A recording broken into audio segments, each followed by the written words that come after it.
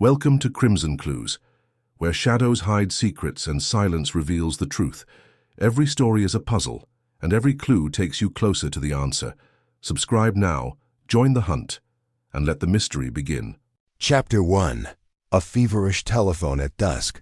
The November storm had come upon St. Mary Me with the suddenness of an unwelcome visitor, rattling windows and sending leaves spiraling through the gray afternoon air like autumn's final desperate dance. Miss Jane Marple, carefully picking her way along the high street, with her shopping basket tucked securely under one arm, observed with mild disapproval how the wind seemed determined to make a thorough nuisance of itself. The wireless had promised only light showers, but Miss Marple had lived through enough English November to know that weather, like human nature, rarely behaved precisely as one expected. She paused outside the post office to adjust her hat, noting with interest that Mrs. Weatherby's cat had taken refuge beneath the baker's awning, and was regarding the world with the same resigned expression she had observed on many a parishioner's face during the vicar's longer sermons. It was this brief halt that allowed her to witness the first telephone line snap with a sharp crack, sending sparks dancing briefly in the growing dusk before the wire fell lifeless across the pavement.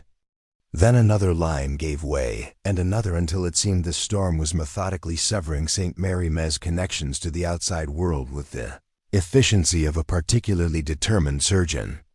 Miss Marple quickened her pace, her mind already turning to practical matters. Dr. Haydock's surgery was only 2 streets away, and she had promised to deliver the sock she had finished darning for him the previous evening.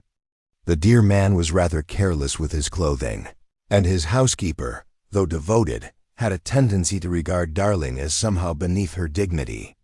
This surgery stood on a slight rise, its solid Victorian brick facade offering a reassuring permanence against the storm's theatrical display. As Miss Marple approached the front door, she could see warm light glowing from the windows of both the waiting room and Dr. Haydock's private consulting room beyond. It was a comforting sight in the gathering darkness. She was reaching for the brass knocker when the telephone's shrill ring cut through the wind's howling. Even through the heavy oak door, she could hear it clearly, insistent and somehow urgent in a way that made her pause with her hands still raised.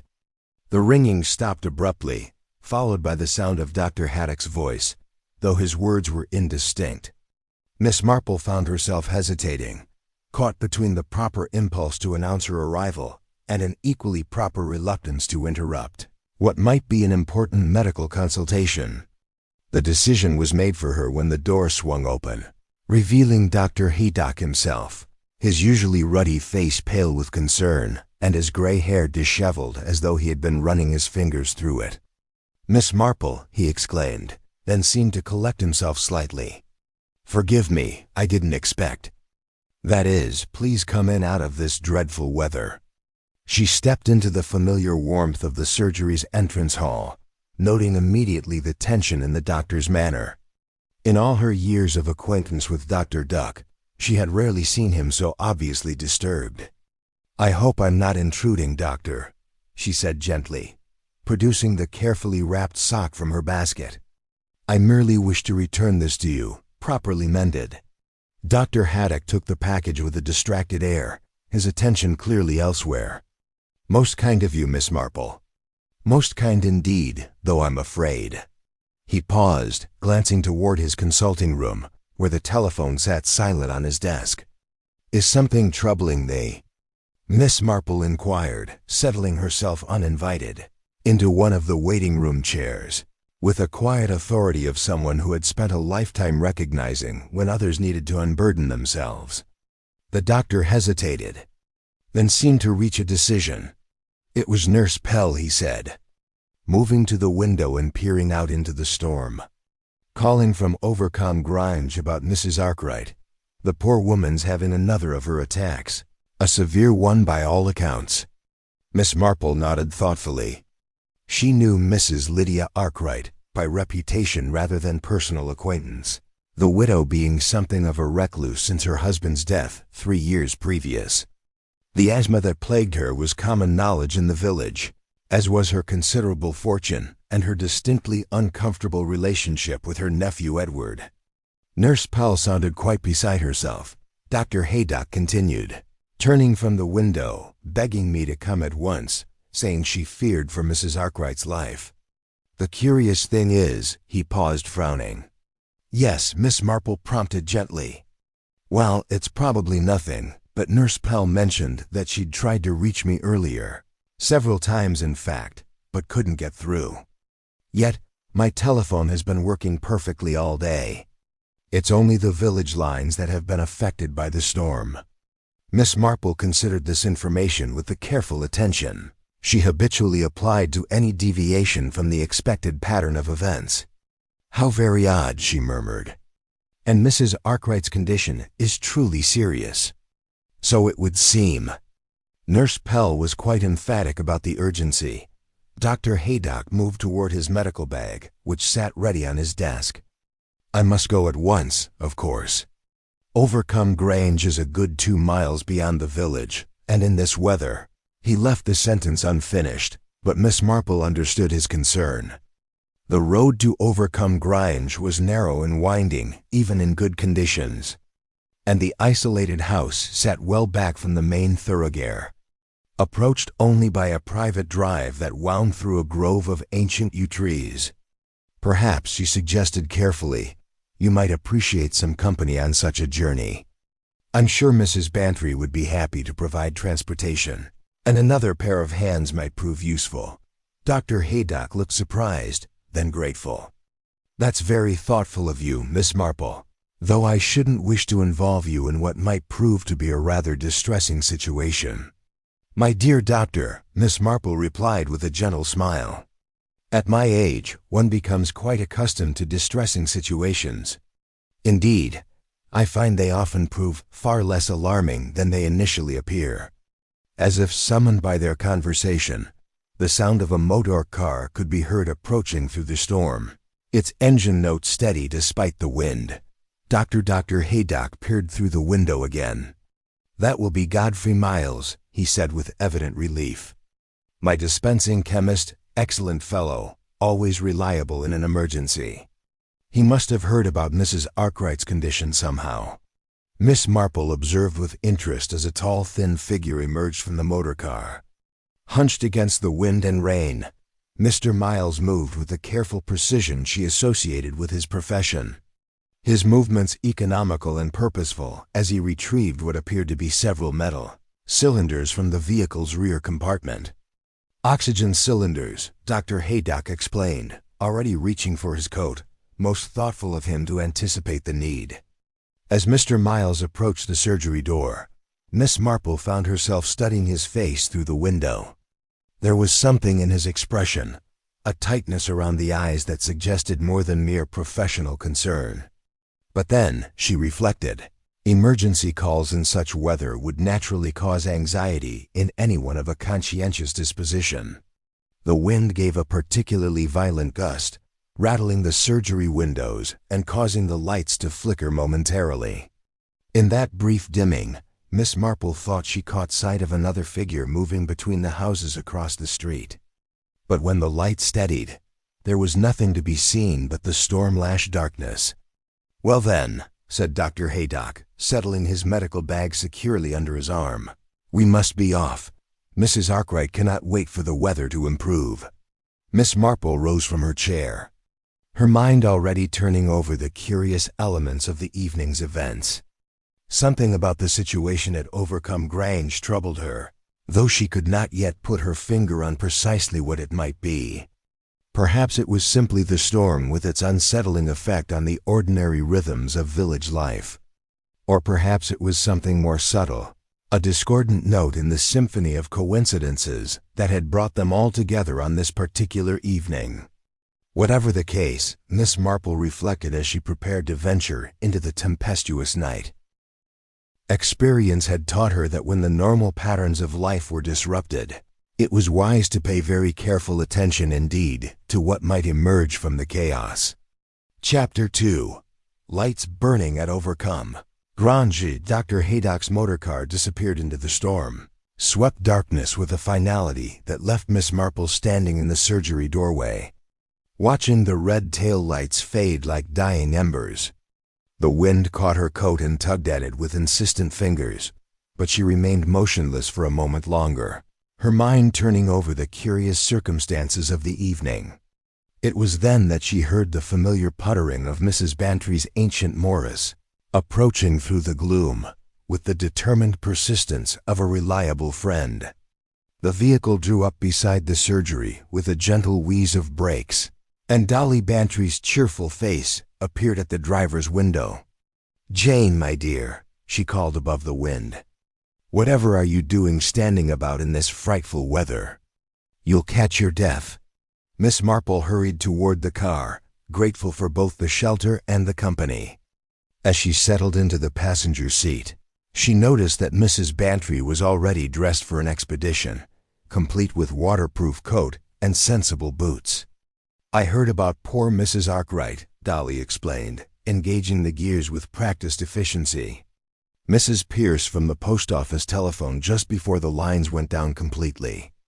Dreadful business having an attack in weather like this." Dr. Haydock seemed quite concerned, Miss Marple observed, arranging her skirts as the Morris began its cautious journey through the village. "Though I confess I found myself wondering." "Yes," Mrs. Bantry encouraged, navigating carefully around a fallen branch that blocked half the road. "Well, it struck me as rather odd that Mr. Miles should arrive so promptly with oxygen cylinders, almost as though he had been expecting the emergency." Mrs. Bantry considered this as they passed the last of the village houses and began the winding ascent toward Overcombe Grange. "Godfrey Miles has always been most conscientious about his duties. Perhaps he simply keeps a close eye on his more vulnerable patients." "Perhaps," Miss Marple agreed, though something in her tone suggested she remained unconvinced. The road to Overcombe Grange had always possessed a somewhat forbidding character, even in daylight and fair weather. Tonight, with the storm transforming familiar landmarks into threatening shadows, it seemed positively ominous. Ancient hedge pressed close on either side, their branches reaching across the narrow carriageway like gnarled fingers, while overhead the wind sent clouds racing across the face of a nearly full moon. "I do hope we're not being foolish," Mrs. Bantry remarked, peering through the windscreen as the wipers struggled against the driving rain. "Perhaps we should have simply waited for news at home." Miss Marple adjusted her spectacles and leaned forward slightly. "I think not, my dear. In my experience, waiting at home rarely provides the complete picture of events." They had reached the point where the private drive to Overcombe Grange branched off from the main road. Marked by a pair of weathered stone pillars that had stood sentinel there for the better part of 2 centuries, Mrs. Bantry turned between them with careful precision. And immediately, they found themselves enveloped by the oppressive presence of the yew grove. The ancient trees had grown to enormous proportions over the decades, their dark branches intertwining overhead to form a natural tunnel that blocked out what little moonlight remained. In daylight, the effect was merely atmospheric. Tonight it was decidedly unsettling. "I've always found these trees rather gloomy," Mrs. Bantry confessed, reducing her speed still further as the drive curved sharply to the left. Mrs. Arkwright's late husband was forever threatening to have them cut down, but somehow he never quite got around to it. "Indeed," Miss Marple murmured, though her attention was caught by something else entirely. Through a gap in the trees ahead, she had glimpsed the house itself, and what she saw puzzled her considerably. As they emerged from the yew tunnel and approached the circular drive that swept before Overcombe Granger's imposing facade, the puzzle became even more pronounced. Every window on the upper floor blazed with light, casting warm yellow rectangles across the rain-soaked gravel and illuminating the storm-tossed gardens beyond. Mrs. Bantry brought the Morris to a halt beside Dr. Haydock's vehicle and switched off the engine. For a moment, both women sat in silence, staring up at the brilliantly lit house. "How very extraordinary," Mrs. Bantry breathed. "Mrs. Arkwright is usually so particular about economy. I can't recall ever seeing more than 2 or 3 rooms lit at once." Miss Marple nodded slowly, her keen eyes taking in every detail of the scene before them. Most unusual indeed. One might almost think the house was prepared for some special occasion. They made their way to the front door through the driving rain, Mrs. Bantry clutching her coat tightly about her, while Miss Marple moved with the careful deliberation of one accustomed to navigating treacherous conditions. The door stood slightly ajar, which struck Miss Marple as yet another curious detail in an evening already full of them. The entrance hall of Overcombe Grange had always possessed a certain austere grandeur with its black and white checkered marble floor and its portraitland walls rising to a coffered ceiling. Tonight, however, the usual atmosphere of quiet dignity was disturbed by an unmistakable sense of urgency and confusion. Dr. Haydock's medical bag sat open on the hall table, its contents partially visible, while his coat had been flung carelessly across a chair. But it was the figure standing beside the grand staircase that immediately drew their attention. Godfrey Miles turned as they entered, his thin face wearing an expression of grave concern that seemed entirely appropriate to the circumstances. He was a man of perhaps 50 years, with the precise movements and careful speech that marked him as someone accustomed to dealing with matters of life and death on a daily basis. "Mrs. Bantry." "Miss Marple," he said, inclining his head respectfully. "I fear you find us in rather distressing circumstances. How is Mrs. Arkwright?" Mrs. Bantry inquired immediately. "We came as soon as we heard of her attack." Mr. Miles glanced toward the staircase, then back to his visitors. "Dr. Haydock is with her now, along with Nurse Pell. I brought the oxygen cylinders." "Of course," but he paused, seeming to choose his words carefully. "I'm afraid the situation appears quite serious." Miss Marple observed him closely as he spoke, noting the way his hands moved restlessly at his sides and the slight tremor in his voice. Anxiety was natural under such circumstances, but there was something about his manner that suggested more than mere professional concern. "You were most thoughtful to anticipate the need for oxygen," she remarked gently. "However did you learn of Mrs. Arkwright's condition so quickly?" "For just a moment." Mr. Miles seemed taken aback by the question. "I happened to be passing the surgery when Nurse Pell's call came through. Dr. Haydock mentioned the severity of the attack, and I thought it best to come prepared." It was a perfectly reasonable explanation. Yet Miss Marple found herself filing it away for future consideration alongside her other observations of the evening. There had been something in his hesitation, a fraction of a second's delay, that suggested the answer had not come quite as naturally as it might have. "The house seems unusually well lit tonight," Mrs. Bantry observed, glancing up at the chandelier that blazed overhead. "Is that for Mrs. Arkwright's comfort?" "Nurse Pell's instructions," Mr. Miles replied promptly. "She felt that adequate lighting would be essential for Dr. Haydock's examination." From somewhere above came the sound of voices, muffled but urgent in tone. Mr. Miles glanced toward the staircase again, his expression growing more troubled. "Perhaps," he suggested, "it would be best if you waited in the morning room. I fear the next few hours may prove quite difficult." But even as he spoke, the sound of footsteps could be heard descending the main staircase, and Dr. Haydock appeared at the top of the landing, his face grave in the brilliant light that flooded down from above. "Miles," he called down, his voice carrying clearly through the hall, "I shall need you to come up at once." And perhaps his gaze fell upon Miss Marple and Mrs. Bantry.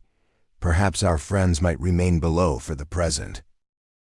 There was something in the doctor's tone that made Miss Marple's pulse quicken slightly. She had heard that particular note before, in voices speaking of matters that went beyond the merely medical into territory far more troubling. As Mr. Miles hurried up the staircase, Mrs. Bantry moved closer to Miss Marple and spoke in a low voice. "There's something not quite right about all this, isn't there, Jane?" Miss Marple nodded slowly, her eyes still fixed on the landing above. "Indeed, my dear Dolly, indeed there is. Chapter 3. The doctor is on the carpet, and the patient is still and cold." Miss Marple and Mrs. Bantry waited in the morning room, the minutes passing at an agonizingly slow pace. Listening to the muffled sounds from above, the storm resumed its assault on the house, bringing intermittent gusts of wind down the chimney, causing the fire to flicker and dance in an uncomfortable fashion. Mrs. Bantry had situated herself in a wing-back chair near the hearth, but her usual serenity was plainly strained. She kept looking up at the ceiling, as if the footsteps overhead could reveal the nature of the drama taking place in Mrs. Arkwright's chamber. "It's been about 20 minutes, she noted, checking the little gold watch tied to her lapel. "Surely if it was only an asthma attack, albeit a severe one." Miss Marple kindly encouraged patience, my dear, despite her own feelings of oppression from the lengthy silence. She had positioned herself near the morning room's tall windows, ostensibly to watch the storm pass, but in reality to keep a clear view of both the entrance hall and the staircase beyond. This vantage point allowed her to witness Nurse Pell's unexpected appearance at the top of the landing, her normally spotless uniform soiled and her face displaying an evident expression of worry. The nurse descended the stairs with hasty, uneven steps, one palm pressed to her throat as if she were trying to breathe. "Nurse Pell appears to be coming down," Miss Marple remarked quietly, prompting Mrs. Bantry to rise from her chair in anxiety. The nurse stormed into the morning room without ceremony, her professional demeanor completely gone. She was a woman of around 40 years old, with the robust physique and sensible demeanor expected of her job. But tonight, she appeared almost delicate in her obvious distress. "Oh, Mrs. Bantry, Miss Marple," she said, slipping into the nearest chair without permission. "Thank goodness you are here. I don't know what to do with myself. Whatever has happened?" Mrs. Bantry inquired, moving to pour a glass of water from the carafe onto the side table. "Is it Mrs. Arkwright?" Nurse Pell accepted the water with shaky hands and took several swallows before she could speak clearly. She muttered, "She's gone. Mrs. Arkwright has passed away." "And Dr. Haydock," she hesitated, pressing her handkerchief against her eyes. Miss Marple gently prompted Dr. Haydock, despite the fact that a cold conviction had already formed in her mind.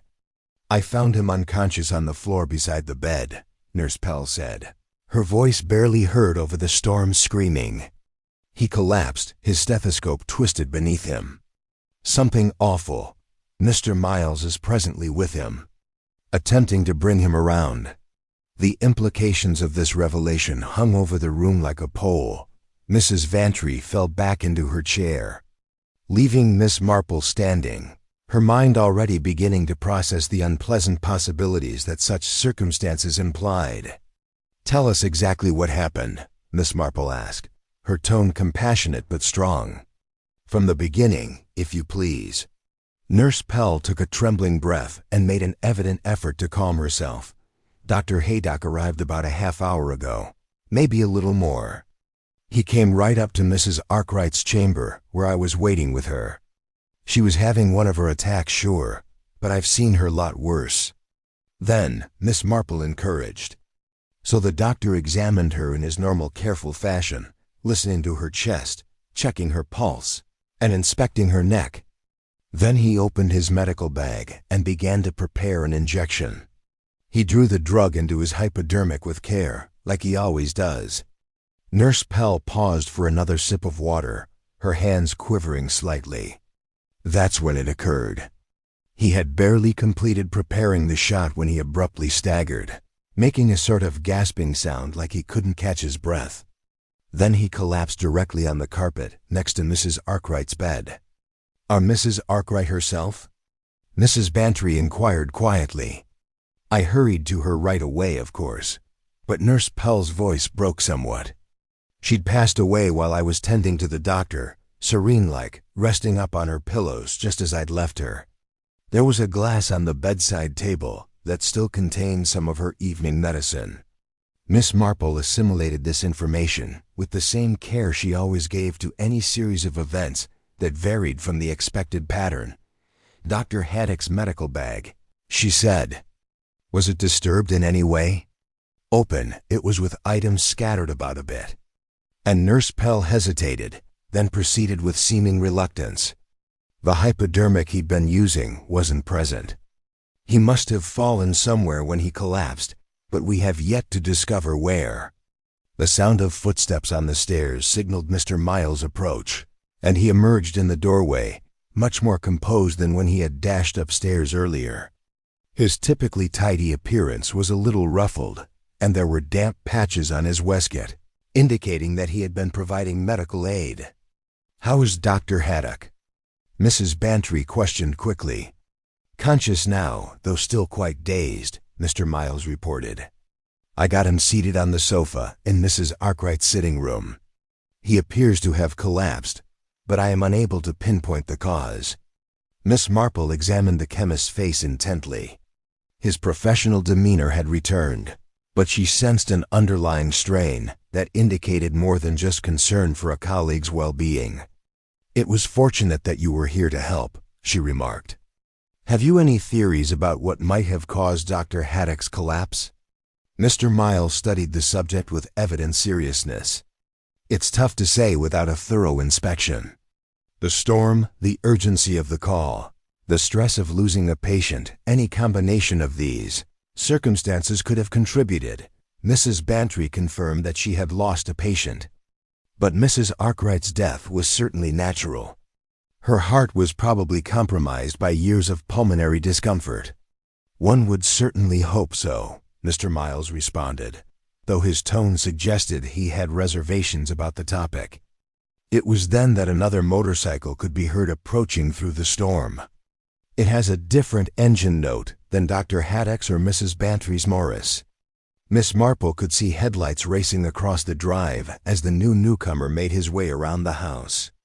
"That will be Inspector Slack," Mr. Miles declared, clearly relieved. "I took the liberty of telephoning for him before the lines went completely down. Given the circumstances, I believed it would be prudent to have formal representation." Miss Marple nodded in agreement, but she wondered when Mr. Miles had found the time to make such a call, and what precise circumstances had persuaded him to believe that police action was required. As the sound of automobile doors slamming rang through the storm, followed by hurried footsteps on the gravel driveway, she realized that the evening's riddles were increasing at an alarming rate. Two people appeared to be in good health as they entered Mrs. Arkwright's bedroom. However, one was now dead and the other unconscious, under circumstances that defied easy explanation. The front door creaked open, and Inspector Slack's recognizable voice could be heard in the entrance hall, harsh and authoritative. Miss Marple reasoned that whatever secrets Overcome Grange may have, they would soon be subject to legal investigation. However, whether that scrutiny would be adequate to unearth the truth remained to be seen. In her experience, Chapter 4, Miss Marple notices a water-stained prescription. Inspector Slack's arrival brought with it the familiar atmosphere of official efficiency that Miss Marple had experienced on previous occasions, when the forces of law and order descended on the normally peaceful environs of St. Mary's and its surroundings. The inspector himself emerged in the morning room doorway, his raincoat dripping heavily down the polished floor, his sharp features set in the expression of professional skepticism she had grown to recognize. He thanked Mrs. Bantry and Miss Marple with a quick nod before turning his attention to the others present. "Mr. Miles, I believe, and you must be Nurse Pell, after determining the identity of all parties." Inspector Slack quickly took command of the situation. "I believe we have a death under odd circumstances, with Dr. Haydock being unwell. I'll need to investigate the scene immediately, and I'll need statements from each of you in due order." "Of course, Inspector," Mr. Miles responded, "but I should mention that Dr. Hawk is still pretty ill. Perhaps it would be best to get him examined by another doctor." "Already arranged," Slack said quickly. "Dr. Morrison from the neighboring village is on his way, storm allowing. Now I'll need the bedroom sealed till I've had a good look at things." As the inspector gave his orders with trademark authority, Miss Marple's attention was drawn to a detail that others appeared to have noticed. On a little writing desk near the morning room's windows, some sheets of paper appeared to have been displaced, possibly by the wind from an open door or window, or perhaps by more deliberate means.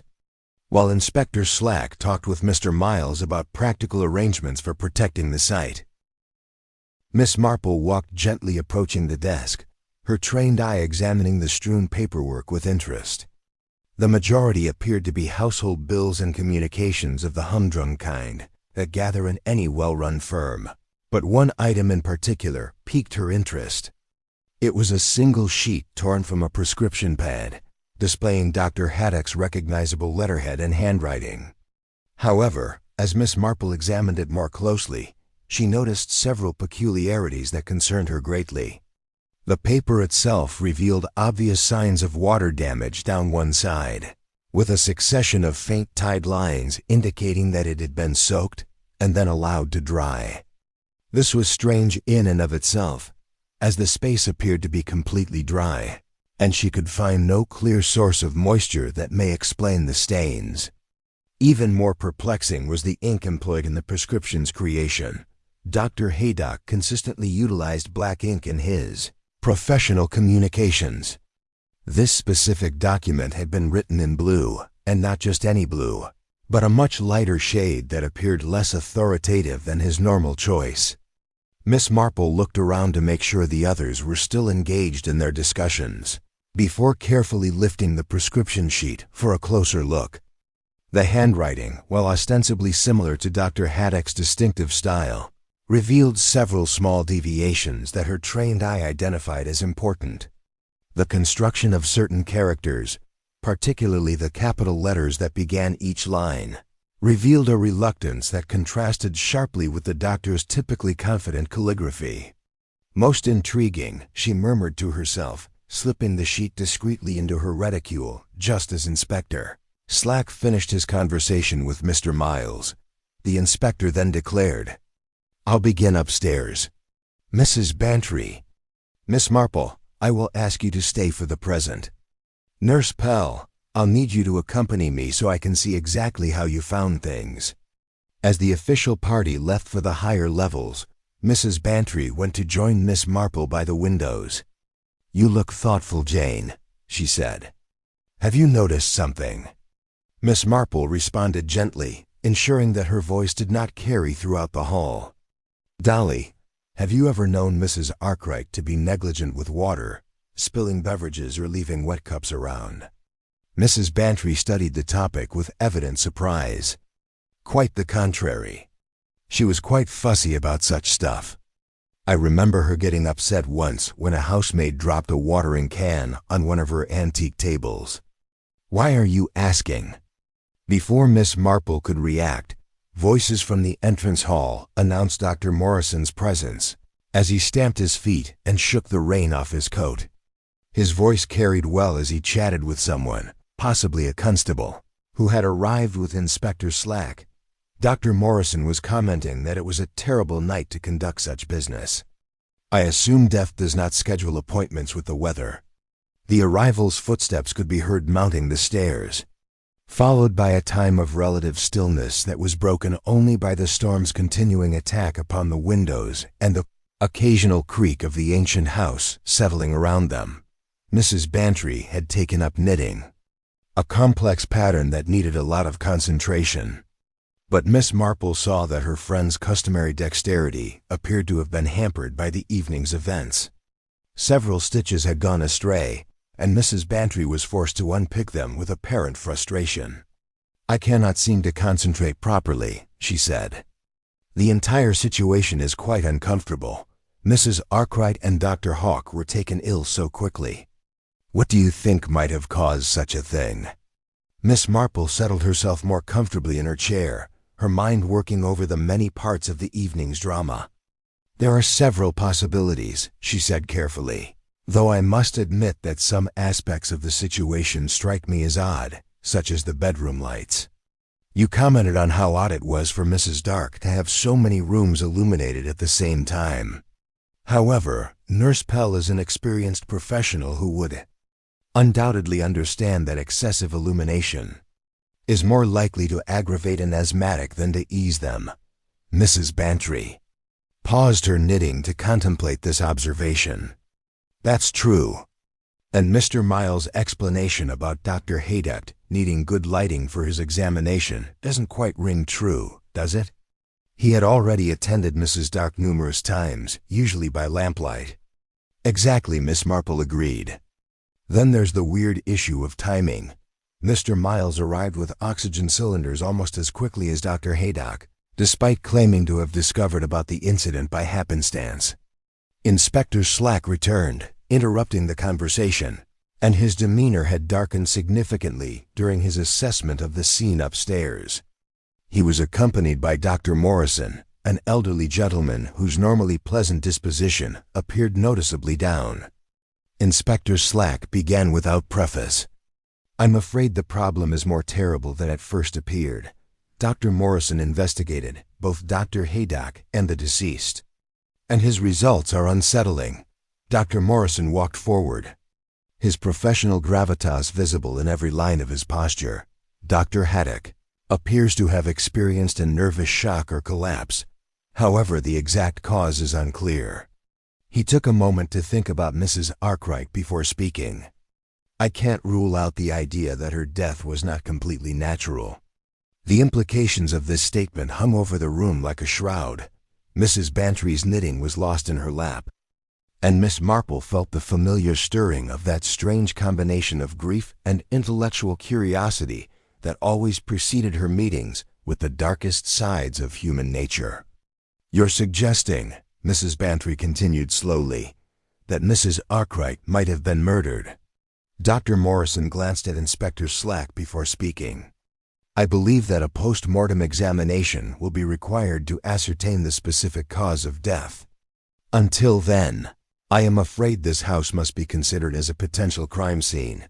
Chapter 5. Footprints traced in silver nitrate. The discovery that Mrs. Arkwright's death may not have been natural placed a pall over the proceedings, which even the storm's unabated severity could not remove.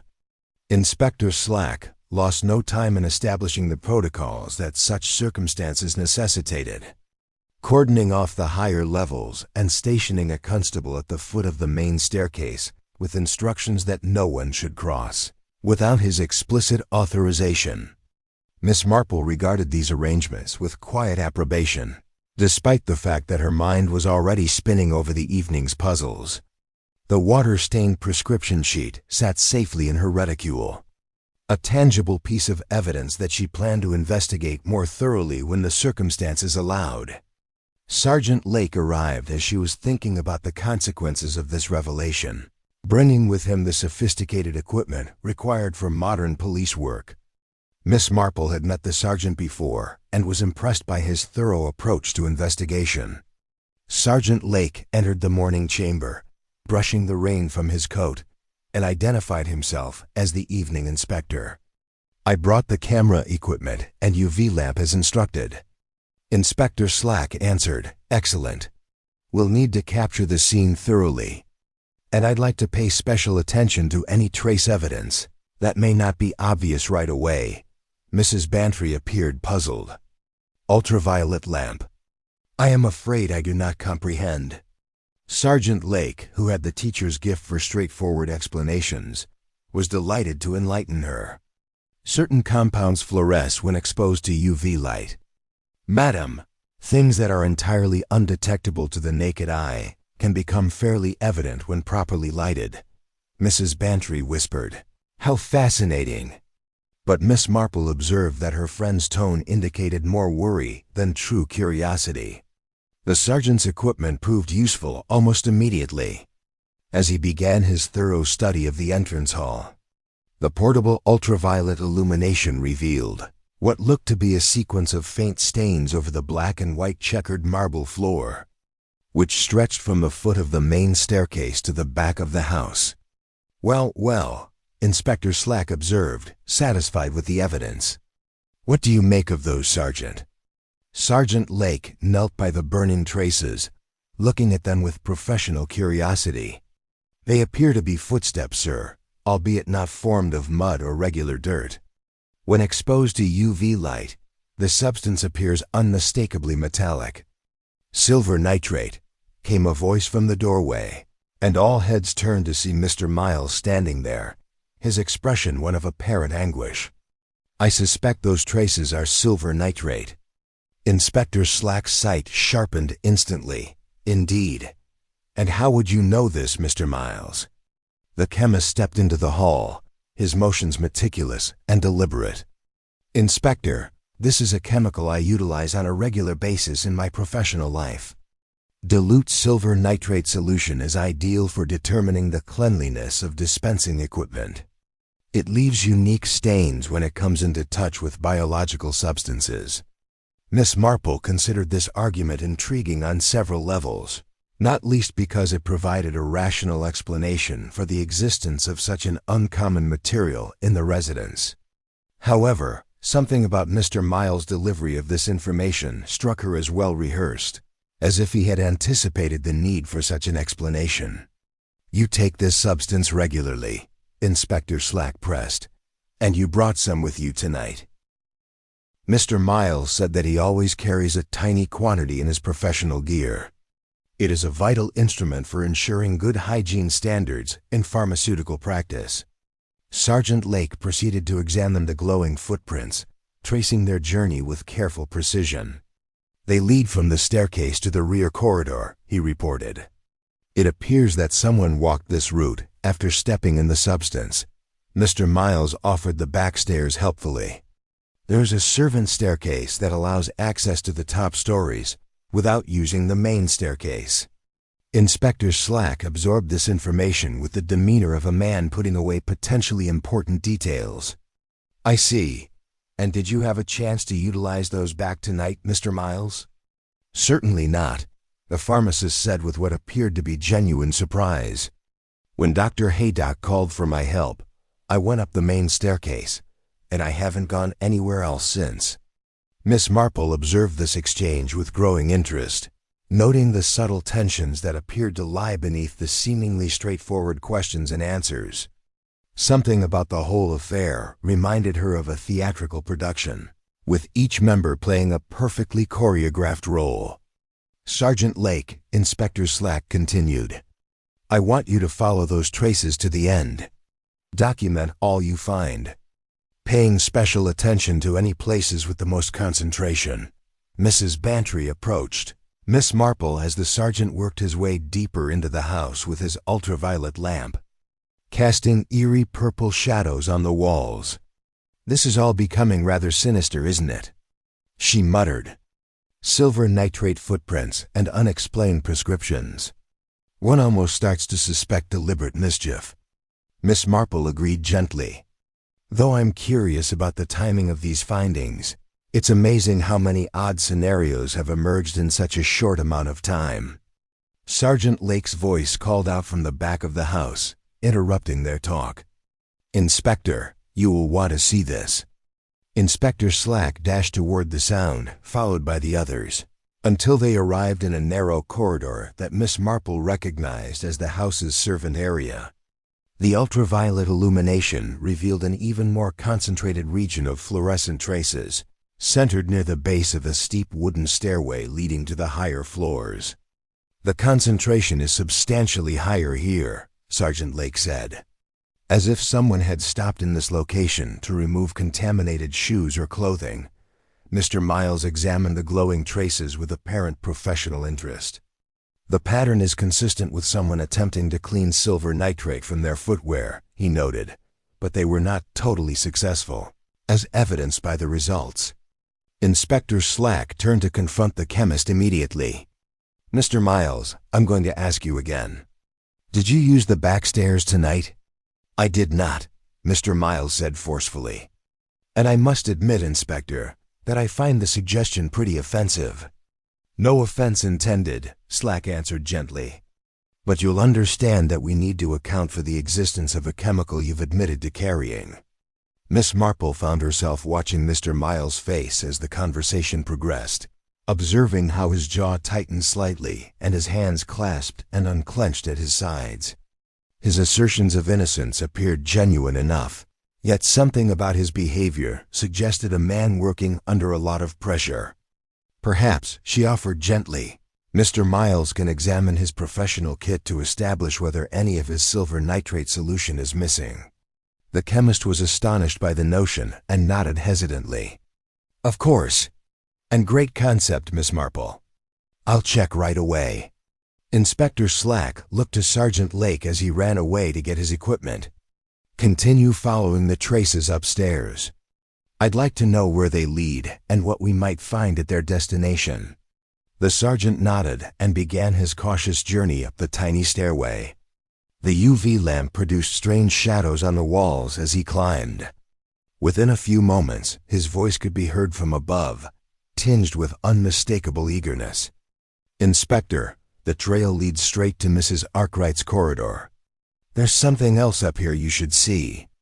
As they prepared to join the sergeant on the upper floor, Miss Marple thought on how the evening's puzzles were becoming more complex with each new revelation. The silver nitrate traces suggested a purposeful attempt at concealment, while their location indicated knowledge of the house's layout beyond casual familiarity. Whatever had genuinely transpired in Mrs. Arkwright's bedroom, she was growing increasingly certain that it included significantly more forethought and premeditation than a simple medical emergency gone airy. Chapter 6. 2 stethoscopes, but one is too new. The upper level of Overcome Grange reluctantly revealed its secrets to Sergeant Lake's careful inquiry. The silver nitrate traces took them along the main corridor, past many closed doors, to the threshold of Mrs. Arkwright's bedroom, where they appeared to focus with particular intensity on the doorframe itself.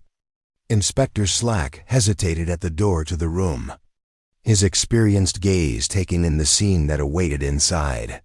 Mrs. Arkwright's bedroom had been preserved precisely as it was discovered, with the late woman still leaned against her pillows on the enormous four-poster bed, her face showing the calm expression that frequently precedes a gentle death. Dr. Haydock had been brought to the adjacent sitting room, where he lay on a sofa under Dr. Morrison's attentive eye, still pale and bewildered, but thankfully conscious. His medical bag remained where it had been discovered, open on a little table near the bed, its contents dispersed in a way that suggested hurried activity abruptly terminated. Now then, Inspector Slack said, pulling out his notebook. Let's catalog exactly what we have here. Miss Marple positioned herself so that she could observe the proceedings without intervening, noting with interest how the inspector's systematic approach began to impose order on what had before appeared to be pandemonium. Each item was investigated, documented, and carefully stored, resulting in a complete picture of the evening's tragic occurrences. During this meticulous inventory, the first truly perplexing revelation emerged. Here's Dr. Ho's stethoscope, Sergeant Lake stated, removing the familiar equipment from its twisted position beneath the doctor's comatose body. The stethoscope was well worn, its metal components with the patina of long and diligent service, and the rubber tubing had faded with age. Inspector Slack took a note and continued his assessment of the medical bag's contents. And here's, he paused and frowned. That is unusual. What is it, Inspector? Mrs. Bantry inquired from her location at the entryway. Another stethoscope, Slack responded, holding up a second instrument that shined with the unmistakable brilliance of a new manufacturer. Brand new by the looks of it, and still with the maker's tags attached. Mr. Miles, who had returned from evaluating his professional kit with the statement that his silver nitrate supply appeared unharmed, went forward to examine the duplicate instrument. How curious, he remarked. I can't imagine why Dr. Haydock would carry 2 stethoscopes. Perhaps you can enlighten us, Mr. Miles, Inspector Slack suggested, his tone with a subtle edge. After all, you appear to be remarkably knowledgeable about medical procedures for a dispensing chemist. Mr. Miles was genuinely perplexed by the discovery. I'm afraid I can't explain, Inspector. ... He paused, then proceeded more slowly. Mrs. Arkwright mentioned a few weeks ago that she planned to purchase medical equipment for Nurse Pell's use. She was especially sensitive to her employees' professional demands. This explanation elicited an immediate response from Nurse Pell, who was standing silently by the window. "That's not true," she said firmly. "Mrs. Arkwright never mentioned any such purchase to me, and I certainly never requested a stethoscope. I've always preferred to use Mrs. Arkwright's own ear trumpet to monitor her heartbeat. It's an antique, yet it works great for my purposes." The contradiction hung in the air like an accusation, and Miss Marple noticed how Mr. Miles's expression changed slightly in response to the nurse's direct denial. There was clearly more to this matter than appeared on the surface. Where exactly was this second stethoscope found? Miss Marple inquired gently. Sergeant Lake checked his notes. "In Mr. Miles's professional kit, tucked beneath a tray that holds his smaller instruments." "My kit!" Mr. Miles exclaimed, his voice full of surprise. "But that is impossible. I'd know if I had a stethoscope." Inspector Slack's demeanor had become definitely dubious. "Would you agree, Mr. Miles? Yet here it is, discovered among your stuff, and you claim Mrs. Arkwright ordered it for Nurse Pell, despite the nurse herself denying any knowledge of such an arrangement." Mr. Miles argued that there was a mistake, but his voice lacked confidence. "Perhaps it was placed there without my awareness." "Someone?" Slack pressed. "And when may this unknown person have got access to your professional equipment?" Miss Marple observed this interaction with growing curiosity, noticing how the chemist's early coolness was eroding under the inspector's relentless probing. Something about his demeanor suggested that he was striving to keep up a charade that was becoming increasingly difficult to maintain. "Inspector," she replied quietly, "may I suggest that we examine the stethoscope more closely? The smallest details can sometimes convey the most important information." Slack nodded and handed her the beautiful instrument. Miss Marple examined it with the same thorough attention she always gave to anything that appeared out of place in its surroundings. "Most interesting," she said after a moment.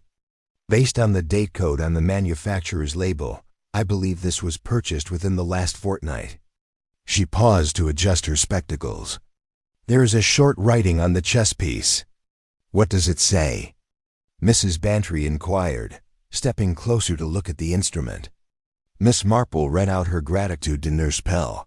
"From L.A. Lydia Arkwright is assumed to be the one." This discovery caused Nurse Pell to shake her head emphatically. "Mrs. Arkwright never gave me such a gift, and she certainly never stated the intention to do so. We had a cordial, professional relationship. Nothing more." Mr. Miles had become significantly pale during this argument, and Miss Marple noticed his hands trembling slightly as he reached into his waistcoat pocket for his handkerchief. "I am sure there must be an explanation," he muttered. "Perhaps Mrs. Arkwright intended it to be a surprise." Inspector Slack noted dryly that the surprise had never materialized. "How fortunate for your theory, Mr. Miles." The tension in the room was apparent, and Miss Marple realized they were nearing a watershed moment in the evening's revelations. The presence of the duplicate stethoscope, together with Mr. Miles' increasingly implausible statements, hinted at a level of premeditation that painted the entire series of events in a significantly worse light. "Inspector," she replied slowly, "I'm wondering if it might be advantageous to do a more extensive examination of Mr. Miles' silver nitrate supply.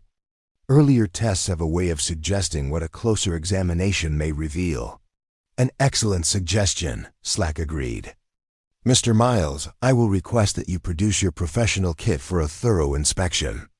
As the pharmacist grudgingly agreed to this request, Miss Marple thought on how the truth was beginning to emerge from the tangle of misunderstanding and misdirection that had initially buried it. The evening's secrets were far from solved, but the pattern of deception was becoming more obvious. Regardless of Mr. Miles' exact role in the night's tragic events, she was beginning to believe that his presence at Overcome Grange had been far less accidental than he had stated. Chapter 7. Midnight in the Surgery. Dispensing Room. The clock in Overcome Grange's entry hall had barely struck midnight when Inspector Slack stated his determination to conduct a thorough investigation of Dr. Haydock's surgery. The storm showed no indications of letting up, and the wind continued to rattle the windows with such force that speech had to be shouted above its wailing. "I want to thoroughly investigate every aspect of this case," the inspector stated, consulting his pocket watch. "If there has been foul play, as Dr. Morrison's preliminary investigation indicates, we must investigate the potential that evidence exists outside of this residence." Miss Marple found this proposition very reasonable, though she did notice with interest that Mr. Miles was much less pleased about the prospect of such a lengthy investigation. The chemist became increasingly irritated as the evening proceeded, and his former calm gave way to a neurotic restlessness that reflected itself in frequent collar adjustments and repeated checks of his own timepiece. Surely such an investigation could wait until the morning, he reasoned. The surgery will be locked, and Dr. Hawk will most likely be unable to allow access. Dr. Haydock handed me his keys before he was brought to the sitting room. Inspector Slack responded bluntly, "And I prefer to conduct my investigations while events are still fresh in everyone's memory." Mrs. Bantry gazed uncertainly at the inspector and Miss Marple. "Jane, sweetheart, maybe we should go home. This business is becoming somewhat more complex than any of us anticipated." Miss Marple carefully pondered the suggestion, as she did with all such decisions. While the late hour and the continued severity of the weather presented compelling reasons to leave, her intuition told her that the most important disclosures of the evening might still be ahead. "I think, Dolly, that we might accompany Inspector Slack to the surgery," she added with gentleness. "These are quite odd circumstances, and I must admit that I am intrigued by what might be discovered there." Sergeant Lake had finished documenting the bedroom scene and was ready to accompany the inspector, while Dr. Morrison stayed with his patient. Nurse Pell chose to remain at Overcome Grange, citing a professional duty to be with Mrs. Arkwright's body until the appropriate authorities could arrange for its disposal. This put Mr. Miles in the unpleasant position of either volunteering to accompany the party to the surgery or staying at home under conditions that would make his unwillingness to cooperate in the investigation painfully clear. "Of course I'll come," he said, attempting to maintain his prior professional demeanor, "though I must admit that doing such searches in the middle of the night strikes me as unusual." The journey back to the village during the storm was every bit as dangerous as Miss Marple had predicted. The fall and telephone wires had been joined by many large tree branches, and they were forced to take a significant detour to avoid a completely blocked portion of road. Dr. Haydock's procedure was a stark contrast to the tragic scene they had left at Overcome Grange. Everything appeared normal and neat, with the doctor's personal belongings arranged with the systematic precision that defined his approach to professional concerns. Inspector Slack lost no time in launching his thorough investigation, beginning with the consulting room where the fateful phone call was received. Miss Marple positioned herself to monitor the activities while remaining unobtrusive, her keen eyes soaking up every aspect of her familiar surroundings. It was Sergeant Lake who made the first big finding, calling attention to the surgery's locked dispensing area with its spectacular steel safe that kept the more dangerous prescription supplies. "The lock shows signs of recent tampering," he stated, inspecting the mechanism with a magnifying glass. "Fresh scratches around the keyhole, as though someone had difficulty with the correct key." Mr. Miles took an immediate step forward. "That's completely impossible, Sergeant. I am the only person who has access to that safe besides Dr. Haydock, and I can guarantee you that I have not made any unauthorized entries." Indeed, Inspector Slack's tone had become progressively skeptical during the evening, despite the fact that there was apparent evidence of recent meddling with the lock mechanism. Miss Marple observed as the inspector retrieved Dr. Haydock's keys and opened the safe with accustomed efficiency. The interior displayed the usual assortment of prohibited medications, with each bottle and vial meticulously labeled and organized, according to some system that apparently made sense to medical specialists. Slack originally saw that everything appeared to be in order, but paused as he approached the lower shelves. "Wait, what is this?" He took out two similar glass vials, each with a printed label that stated a million for emergency use. The similarities between them were immediately apparent. However, as he put them up to the light, a significant difference became clear. "Same labels, same apparent contents," he told me. "But look at this." He held the second vial closer to the lamp on Dr. Haydock's desk. "The liquid in this one has a distinctly different color, and there's an unmistakable odor of bitter almonds." Mr. Miles had turned very pale, and Miss Marple noticed how his hands clasped and unclenched at his sides. "That is, I am unable to account for. Surely there must be an error." "No mistake about that stench," Sergeant Lake commented bitterly. "That's cyanide or something very like it, disguised to look like legitimate medication." The consequences of this finding spread over the room like a pool. Here was obvious evidence of purposeful replacement, a fatal composition made to appear identical to a life-saving medicine. The premeditation required for such an act pointed to a level of malice that converted the evening's events from tragedy to deliberate murder. Inspector Slack meticulously sealed both files as evidence before shifting his focus to other areas of the dispensing room. Behind the main counter, he made his next major discovery. "Edward Arkwright," he said, bringing a crouched figure from its hiding position among the storage cabinets. "And what are you doing hidden in Dr. Haydock's surgery at this hour of the night?"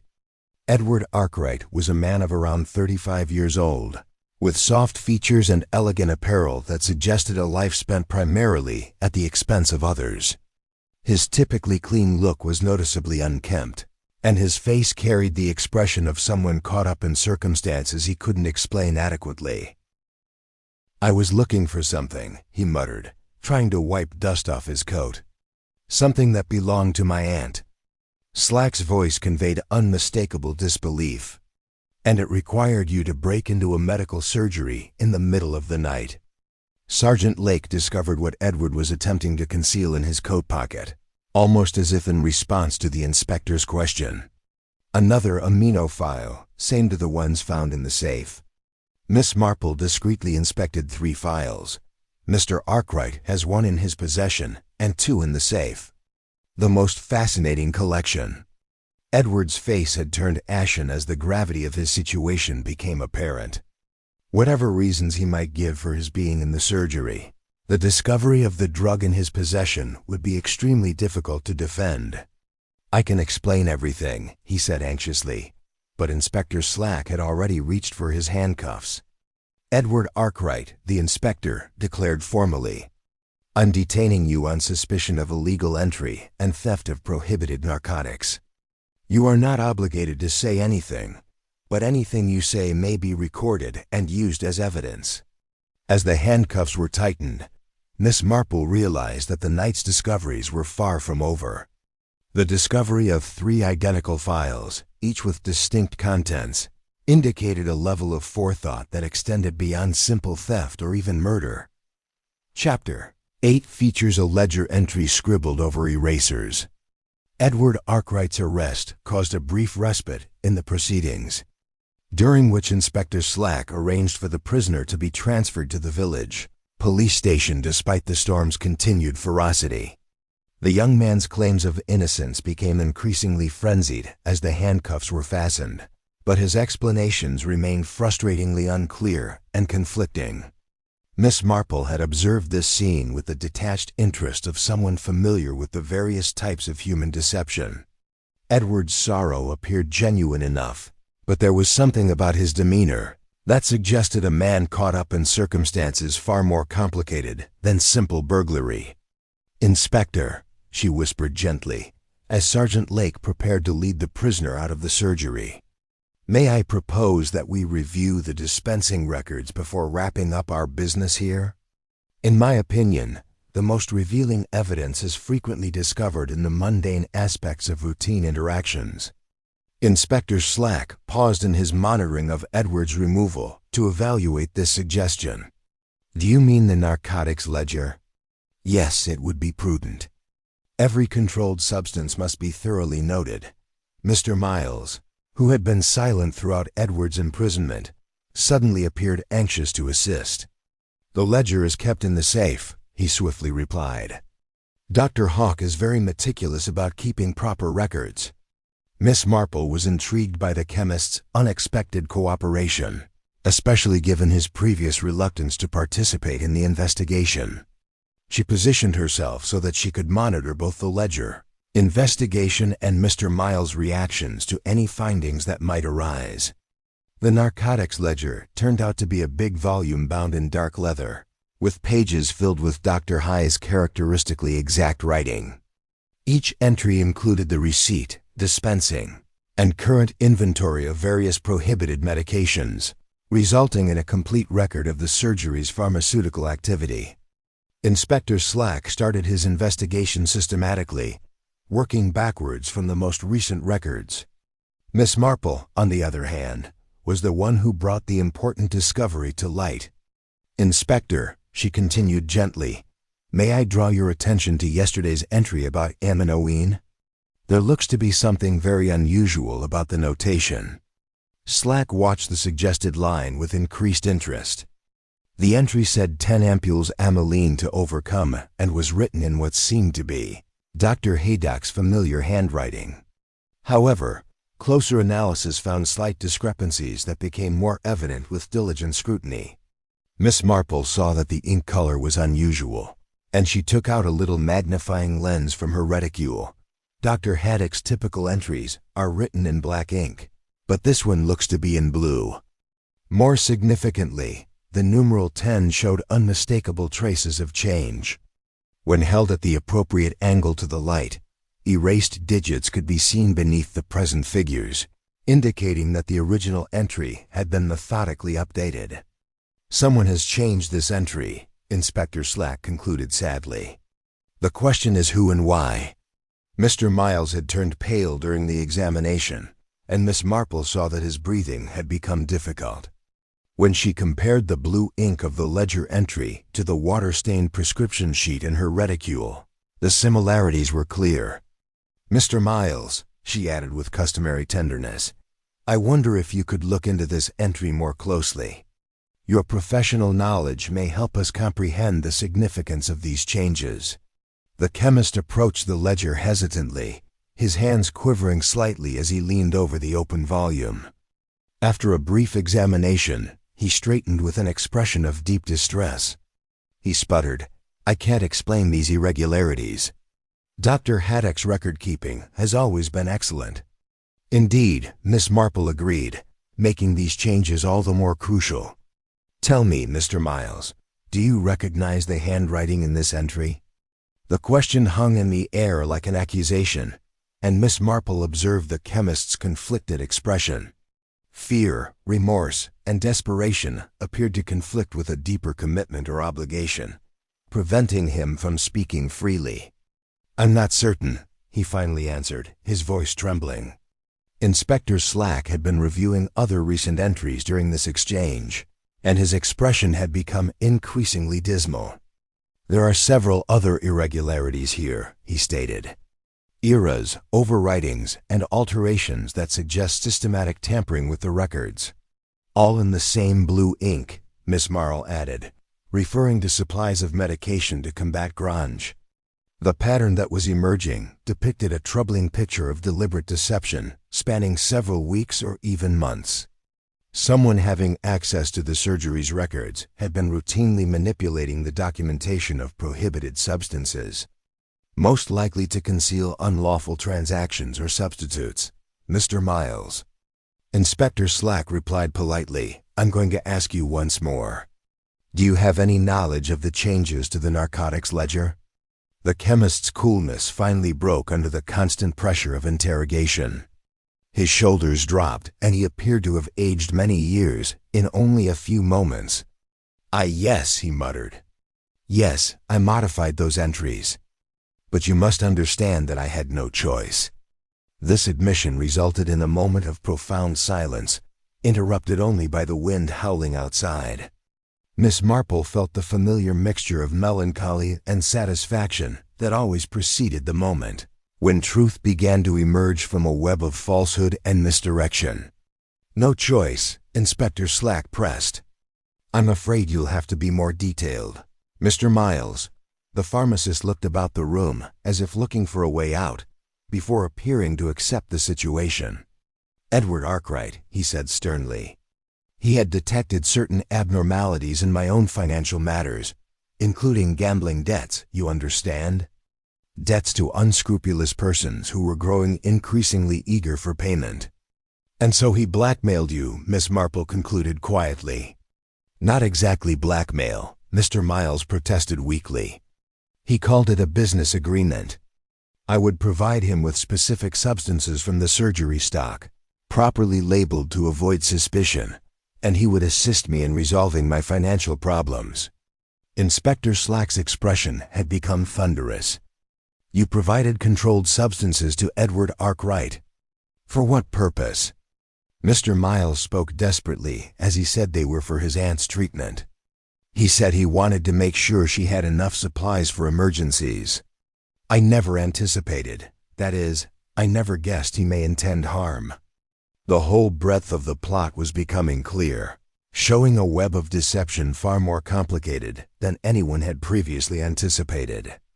Edward's financial control over the pharmacist allowed him to purchase legitimate drugs, which he could subsequently change or replace for evil purposes.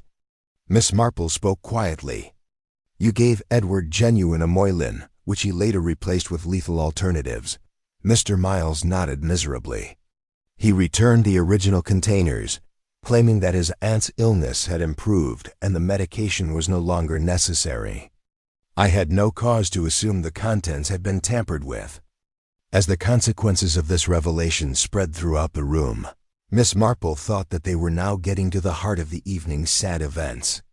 The ledger's deliberate deception laid the groundwork for a highly sophisticated murder scheme, one that took advantage of an honest man's trust and desperation to achieve its deadly goal. Chapter 9. Quicksilver on the doorknob. The return journey to the Grange was completed in relative silence, with each member of the company preoccupied with the consequences of Mr. Miles' unexpected admission. The storm had begun to dissipate, but the wind continued to bluster with enough ferocity to make discussion impossible within the confines of the motorc vehicle. Miss Marple found herself evaluating the evening's disclosures with the same meticulous precision she used to solve hard puzzles. The revelation of the altered ledger entries shed light on the plot between Edward Arkwright and Godfrey Miles. However, numerous facets of the case remained troublingly ambiguous. When they arrived at the house, they discovered Dr. Morrison waiting with news that was both promising and disturbing. Dr. Doc had regained enough consciousness to deliver a cohesive narrative of his experiences. While his memories were somewhat incomplete, he recalls arriving at the residence and studying Mrs. Arkwright. According to Dr. Morrison, she appeared to be having a moderately severe asthma attack, but nothing was immediately life-threatening. He prepared an injection of amipiline and drew it into his hypodermic as normal. And then, as Inspector Slack encouraged, his memory became hazy. He remembers reaching Mrs. Arkwright's bedside. Then, overcome by a sudden feeling of extreme weakness, he said something unusual. He claimed he detected a strong odor of bitter almonds just before collapsing. Miss Marple shared a meaningful gaze with Inspector Slack. The allusion to bitter almonds supplied more indication that cyanide had certainly been involved in the evening's events, albeit the particular manner of its administration remained unknown. "Inspector," she replied carefully, "I wonder if we may look into Mrs. Arkwright's bedroom again. There are some details that I'd like to clarify." Mrs. Arkwright's serene body remained amid the pillows, as did the dispersed contents of Dr. Haydock's medical bag, which Sergeant Lake had meticulously chronicled. Yet Miss Marple's trained eye was drawn to pieces of the scene that had previously escaped attention. "The doorknob," she said abruptly, going toward the bedroom entry. "Inspector, might I trouble you to examine this more closely?" Inspector Slack joined her at the threshold, his face perplexed. "It seems very ordinary to me, Miss Marple. Brass fixtures typical of a house from this era." "Perhaps," she acknowledged, but looked at the surface more closely. "Do you notice anything strange about the metal's appearance?" A closer look revealed what looked to be minute drops of silvery liquid clinging to the brass surface, nearly imperceptible unless viewed from the perfect angle. The substance possessed a peculiar metallic shine that seemed out of place with ordinary tarnish or wetness. Sergeant Lake noticed mercury, then produced a small magnifying glass for a closer look. "And there's something else in there. Some type of dark powder." Miss Marple nodded in approval. "I believe we may have learned how Dr. Haydock was made unconscious. Someone has treated this doorknob with a mixture of mercury and what appears to be graphite powder. But what is the goal of such a preparation?" Inspector Slack inquired. Conductivity came a feeble voice from the doorway, and everyone turned to see Dr. Haydock, who was supported by Dr. Morrison, but was clearly determined to join in the inquiry. Mercury and graphite would be good electrical conductors. Despite Dr. Morrison's protestations about the wisdom of such an endeavor, Dr. Haydock persisted on inspecting the doorknob himself. His professional interest had clearly surpassed his physical infirmity, and his views were insightful.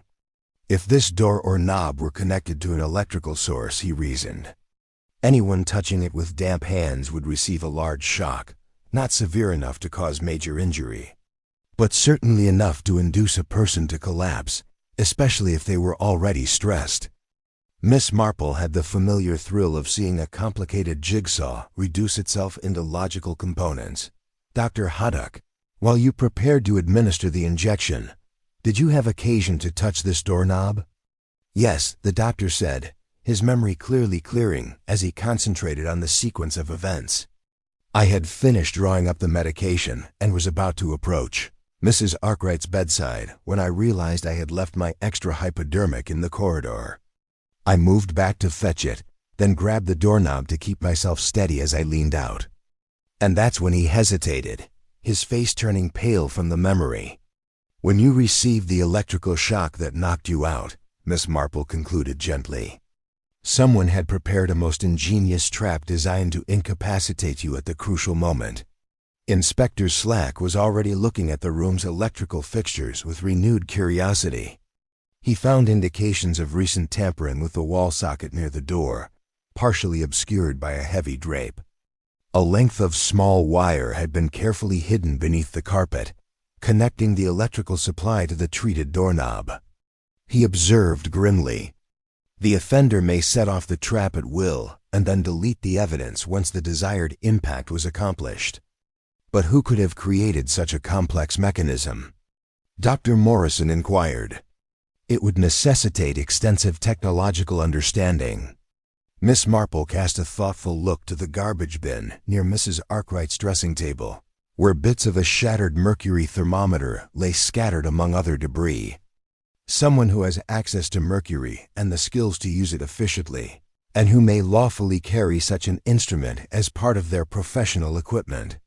The implications of this discovery cast the evening's events in an entirely new perspective. The conspiracy between Edward Arkwright and Godfrey Miles had plainly required far more preparation and technical sophistication than anyone had anticipated. Mr. Miles took Mrs. Arkwright's temperature earlier this evening, and Nurse Pell observed quietly. He used an old mercury thermometer from the medicine cabinet, claiming that the modern electronic thermometers were unreliable for accurate readings. Inspector Slack's demeanor had turned thunderous as the entire scale of the lie became obvious. So Miles constructed the electrical trap with mercury from the broken thermometer, put Dr. Haydock asleep at the critical moment, and then carried out whatever plan he and Edward had devised. "Precisely," Miss Marple agreed, "though I expect we shall find that the actual delivery of the poison was Edward's job." while Mr. Miles's function was to ensure that Dr. Haydock would be unable to interfere or provide truthful testimony about what had occurred. As the many components of the scheme fell into place, Miss Marple observed that they were now approaching a thorough understanding of the evening's sad events. The mix of extortion, switched pharmaceuticals, and sophisticated electronic devices revealed a highly complicated murder conspiracy that had taken advantage of everyone's trust and susceptibility to achieve its lethal goal. Yet, even as the mechanics of the crime became evident, she understood that the most critical discovery still remained ahead in the final showdown with those guilty for Mrs. Darkwright's death. Chapter 10: First Light and the True Dose Revealed. The gray light of dawn was beginning to stream through the big windows of Overcome Granger's morning chamber, and Miss Marple regarded the assembled party with the serene pleasure of someone who had finally brought order to disorder. The storm had passed through during the night, leaving behind a world scrubbed clean and unexpectedly tranquil following the previous evening's dramatic disclosures. Inspector Slack had ordered that all parties stay at the home until the investigation was completed properly, and the morning room now housed what Miss Marple privately believed to be all of the important characters in the night's sad event. Edward Arkwright sat under police protection, his previous arrogance replaced by the grim resignation of a man who realized his situation had deteriorated significantly. Godfrey Miles sat in a chair near the window, his professional demeanor completely abandoned in favor of the hollowed tiredness of someone who has admitted to crimes that would definitely destroy both his job and his reputation. Nurse Pell remained near the door, her capable hands folded in her lap as she waited with the patient dignity of someone whose conscience was clear. Dr. Haydock, still pallid from his ordeal, had insisted on attending this final session, bolstered by Dr. Morrison's professional concern and his personal eagerness to learn exactly what had happened to his patient. Mrs. Bantry sat near Miss Marple, abandoning her needlework in favor of paying close attention to the proceedings. "Ladies and gentlemen," Miss Marple began in her pleasant but authoritative style, "I believe we now have enough evidence to reconstruct the circumstances that resulted in Mrs. Arkwright's death and Dr. Haydock's collapse. Truth, as is often the case, turns out to be both simpler and more complex than it first appeared." She paused to organize her thoughts. Her acute eyes studied each face before moving on.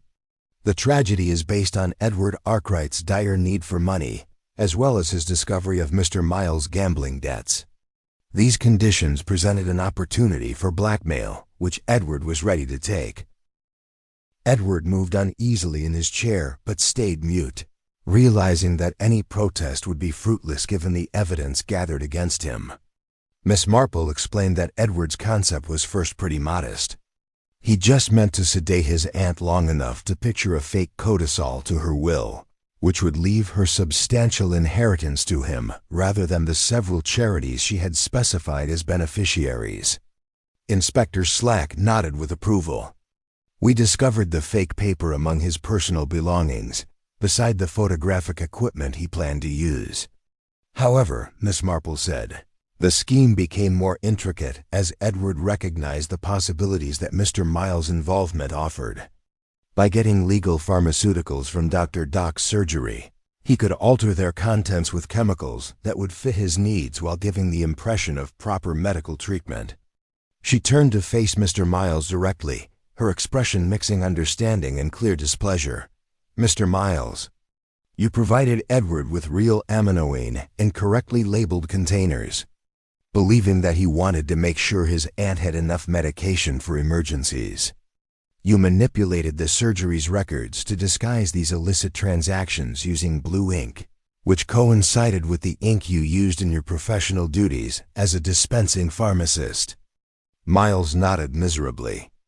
"I thought I was contributing to better care for Mrs. Arkwright. Edward claimed Dr. Hawk's prescription was too cautious, and that his aunt required stronger meds to successfully treat her condition. In reality," Miss Marple continued, "Edward was replacing the amapylene with a barbiturate solution intended to knock Mrs. Arkwright out.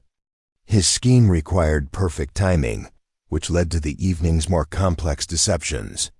She came to stand near the morning room's tall windows, where the brightening sunshine offered an appropriate backdrop for the unveiling of truth, which had long been shrouded by darkness and deception. Edward's phone call to Nurse Pell was real. He had indeed caused one of his aunt's asthma attacks by introducing irritants into her bedroom. However, he had also prepared an electrical trap on the doorknob, using mercury from the broken thermometer and graphite to create a conductor that would knock Dr. Haydock out at the critical moment. Dr. Haydock leaned forward with obvious interest. So the bitter almond odor I detected came from the poisoned medication Edward wanted me to administer. Exactly, Miss Marple affirmed.